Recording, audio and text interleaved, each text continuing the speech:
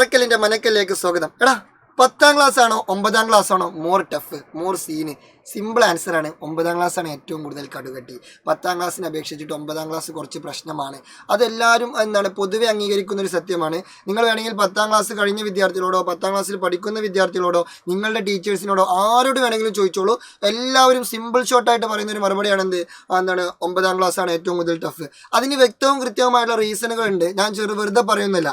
സിമ്പിളായിട്ട് പറയുകയാണെന്നുണ്ടെങ്കിൽ ഇപ്പോൾ ഫോർ എക്സാമ്പിൾ നിങ്ങളുടെ മാർക്ക് സിസ്റ്റം അത് ഭയങ്കര ഒരു സംഭവമാണ്.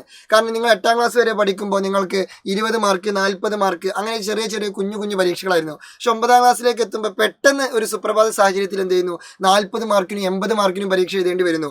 പക്ഷെ 10ാം ക്ലാസ്സിലേക്ക് എത്തുമ്പോൾ 80 മാർക്കിനും 40 മാർക്കിനും തന്നെയാണ് പരീക്ഷ. പക്ഷെ അത് നിങ്ങൾ ഓൾറെഡി അതിനോട് അഡാപ്റ്റഡ് ആയി. 9ാം ക്ലാസ്സിൽ നിങ്ങൾ അതിനോട് അഡാപ്റ്റഡ് ആയി. പക്ഷെ 8ാം ക്ലാസ്സിൽ നിന്ന് നിങ്ങൾ പെട്ടെന്ന് 9ാം ക്ലാസ്സിലേക്ക് എത്തുമ്പോൾ ഈ മാർക്ക് സിസ്റ്റം അവിടെയാണ് മാറുന്നത്. 9ൽ നിന്ന് 10ലേക്ക് എത്തുമ്പോൾ മാർക്ക് സിസ്റ്റം മാറുന്നില്ല. അപ്പോൾ നിങ്ങൾ 9ാം ക്ലാസ്സിലാണ് ഇത് ആദ്യമായിട്ട് അഡ്രസ്സ് ചെയ്യുന്നത്. അപ്പോൾ അതിൻ്റെ കുറച്ച് ബുദ്ധിമുട്ടുകൾ 9ാം ക്ലാസ്സിൽ നിങ്ങൾ ഓൾറെഡി ഫേസ് ചെയ്യണം. അതൊരു പ്രശ്നം. രണ്ടാമത്തെ പ്രശ്നം, കണ്ടന്റ് ഇഷ്ടം പോലെ പഠിക്കാണ്ട്.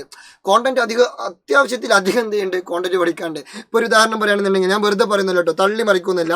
ഇപ്പോൾ ബേസിക് സയൻസ് 8ാം ക്ലാസ്സിൽ ബേസിക് സയൻസ് ആണല്ലോ. 8ാം ക്ലാസ്സിലെ ബേസിക് സയൻസിൽ ഫിസിക്സും കെമിസ്ട്രിയും ബയോളജിയും ഒക്കെ ഉണ്ടെങ്കിൽ പോലും അതൊരൊറ്റ ടെക്സ്റ്റ് ബുക്കാണ് അല്ലേ? ആ ഒറ്റ ടെക്സ്റ്റ് ബുക്കാണ്. പക്ഷേ 9ാം ക്ലാസ്സിലേക്ക് എത്തുമ്പോൾ ഫിസിക്സ് വേറെ തന്നെ ഒരു ടെക്സ്റ്റ് ബുക്ക്, കെമിസ്ട്രി വേറെ തന്നെ ഒരു ടെക്സ്റ്റ് ബുക്ക്, ബയോളജി വേറെ തന്നെ ഒരു ടെക്സ്റ്റ് ബുക്ക്. എന്ന് വെച്ചാൽ മൂന്നിനും സെപ്പറേറ്റ് ഇമ്പോർട്ടൻസ് ഉണ്ട്, സെപ്പറേറ്റ് പ്രാധാന്യമുണ്ട്, മൂന്നിനും സെപ്പറേറ്റ് എക്സാമാണ്. മറ്റേത് ബേസിക് സയൻസിൻ്റെ ഒറ്റ എക്സാം ആയിരുന്നു. എന്നിട്ട് പേപ്പർ ഇങ്ങനെ ഇടയ്ക്കിടയ്ക്ക് 10 മിനിറ്റ് കൂടുമ്പോൾ മാറി തരും. പക്ഷേ ഇതങ്ങനെയല്ല. മൂന്നിനും സെപ്പറേറ്റ് എക്സാം ഡേറ്റും സെപ്പറേറ്റ് എക്സാം പാറ്റേണും സെപ്പറേറ്റ് ക്വസ്റ്റ്യൻ പേപ്പറൊക്കെ ആണ്. അപ്പോൾ അവിടെയും നിങ്ങൾക്ക് കുറച്ചധികം കണ്ടന്റ് പഠിക്കാനുണ്ട്. മാത്രമല്ല സോഷ്യൽ സയൻസിൻ്റെ കേസാണെങ്കിൽ 8ാം ക്ലാസ്സിൽ വരെ സോഷ്യൽ സയൻസ് 8ാം ക്ലാസ്സിൻ്റെ ടെക്സ്റ്റ് ബുക്കാണ് ഇത്, സോഷ്യൽ സയൻസ് എന്ന് പറയുന്ന ഒറ്റ ടെക്സ്റ്റ് ബുക്ക്.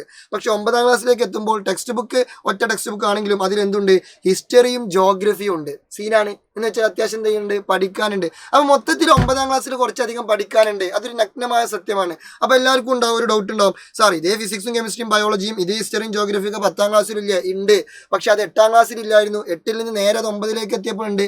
പക്ഷെ 9ൽ നിന്ന് അത് 10ലേക്ക് എത്തുമ്പോൾ അവിടെ പ്രത്യേകിച്ച് മാറ്റങ്ങളൊന്നുമില്ല. അപ്പോൾ ആദ്യമായിട്ട് നിങ്ങൾ ഫേസ് ചെയ്യുമ്പോൾ നിങ്ങൾക്ക് ആ ഒരു ബുദ്ധിമുട്ട് എവിടെ നിന്നാണ് ഫീൽ ചെയ്യുക? 9ാം ക്ലാസ്സിൽ നിന്നാണ് ഫീൽ ചെയ്യുക. 10ാം ക്ലാസ്സിൽ ഇത് ഓൾറെഡി നിങ്ങൾക്ക് യൂസ്ഡ് ടു ആയി.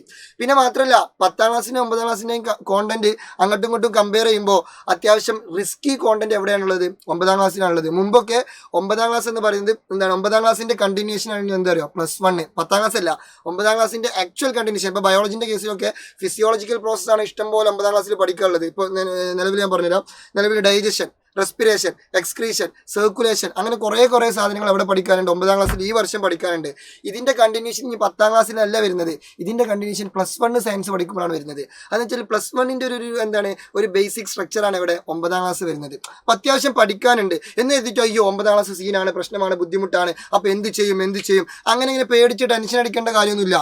നമ്മൾ സിസ്റ്റമാറ്റിക്കായിട്ട് കൃത്യമായിട്ട് അടിപൊളിയായിട്ട് വൈബായിട്ട് സെറ്റായിട്ട് പഠിച്ചാൽ മതി. അപ്പോൾ സാർ എങ്ങനെ പഠിക്കും? ഞങ്ങൾക്കൊരു വൈബ് അന്തരീക്ഷത്തിലൂടെ പഠിക്കാൻ പറ്റണം. അതിന് ഓപ്ഷൻ ഉണ്ടോ? ഉണ്ട്. പിന്നെ എന്തിനാമത്തെ ചേട്ടൻ ജീവിച്ചിരിക്കുന്നത്? സൈലത്തിൻ്റെ 9ാം ക്ലാസ്സിലെ പ്രിയപ്പെട്ട ബാച്ചായിട്ടുള്ള നിഞ്ച ബാച്ചിൽ ഓൾറെഡി ഒരുപാട് വിദ്യാർത്ഥികൾ അഡ്മിഷൻ എടുത്തിട്ടുണ്ട്. ഇപ്പം നിങ്ങൾക്ക് ഓഫറും കാര്യങ്ങളൊക്കെ ഉണ്ട്.